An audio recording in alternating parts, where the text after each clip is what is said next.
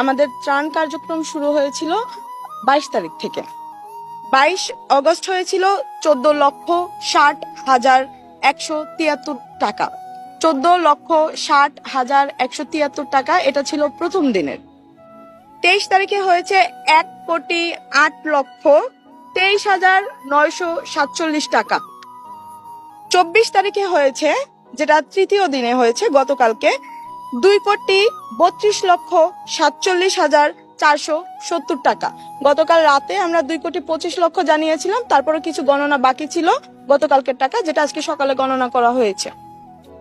আজকে 25 তারিখে দুপুর 4টা পর্যন্ত যে টাকা এসেছে সেটা গণনা করা হয়েছে। এর পরবর্তীতে যে টাকাগুলো এসেছে সেটা এখনো গণনা করা হয়নি, প্রক্রিয়াধীন, এটা আমরা রাতে জানাবো। 25 তারিখ দুপুর 4টা পর্যন্ত 23,90,000 টাকা। 25 তারিখ দুপুর 4টা পর্যন্ত